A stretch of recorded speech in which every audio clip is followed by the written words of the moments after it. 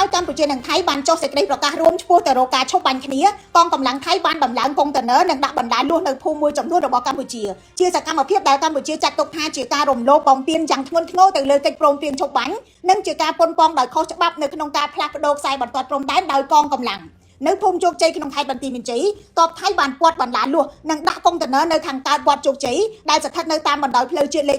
58និងបានធ្វើលេនដ្ឋាននៅខាងលិចផ្លូវជាតិដដែលនេះបើយោងទៅតាមការបញ្ជាក់ពីអាជ្ញាធរមូលដ្ឋានតាមរយៈភ្នាក់ងារព័ត៌មានរបស់ News Today ប្រចាំខេត្តបន្ទាយមានជ័យនៅភូមិព្រៃច័ន្ទដែលនៅជាប់ព្រំប្រទល់ភូមិជោគជ័យយោធាថៃបានដាក់កុងតឺន័របាំងបិទផ្លូវបំបែករវាងសាលាបឋមសិក្សាព្រៃច័ន្ទនិងវត្តព្រៃច័ន្ទដោយឡែកនៅតំបន់បឹងត្រកួនក្នុងខេត្តបន្ទាយមានជ័យដែរតបថៃបានពាត់យកភូមិមួយចំនួនផ្សារនិងមណ្ឌលសុខភាពឃុំកោបរមៀតភ្នាក់ងារព័ត៌មាន Al Jazeera និងទូរទស្សន៍ថៃ Amarin ក៏បានរាយការណ៍ពីការពាត់លួសបន្លានិងដាក់កុងតឺន័រនេះដែរដែលកើតឡើងក្រោយមានបទឈប់បាញ់ជុំទី2មន្ត្រីជាន់ខ្ពស់រដ្ឋាភិបាលកម្ពុជាបានប្រាប់ News Today ថាសកម្មភាពរបស់យោធាថៃប្រឆាំងពីសេចក្តីប្រកាសរួមដែលបានចុះហត្ថលេខានៅថ្ងៃទី27ខែធ្នូឆ្នាំ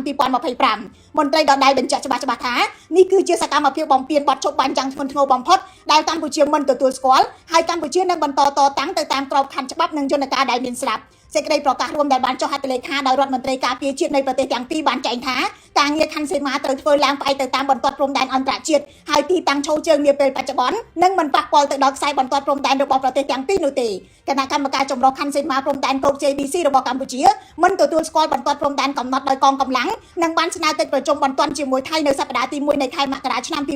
2026ដើម្បីជជែកពីការបោះបង្គោលបណ្ដោះអាសន្ននៅតំបន់អតិភិបរួមទាំងតំបន់ដែលជាសមរភូមិប្រយុទ្ធផងដូចជាភូមិជោគជ័យនិងភូមិព្រៃច័ន្ទក្នុងខេត្តបន្ទាយមានជ័យឃុំបឹងរាំងនិងកំរៀងនៅបាត់ដំបងតំបន់បឹងត្រកួនច្រកព្រំដែនអន្តរជាតិថ្មដាអូភ្លុកដំរីនិងចមួយនៅក្នុងខេត្តពោធិ៍សាត់ក៏ប៉ុន្តែរដ្ឋមន្ត្រីក្រសួងការបរទេសថៃបានប្រាប់ឲ្យចាំរដ្ឋាភិបាលថ្មីរបស់ថៃបង្កើតឡើងសិនគឺនៅក្រៅការបោះឆ្នោតខែកុម្ភៈឆ្នាំ2026ខ្ញុំរស់សុធាពី News Today NTTV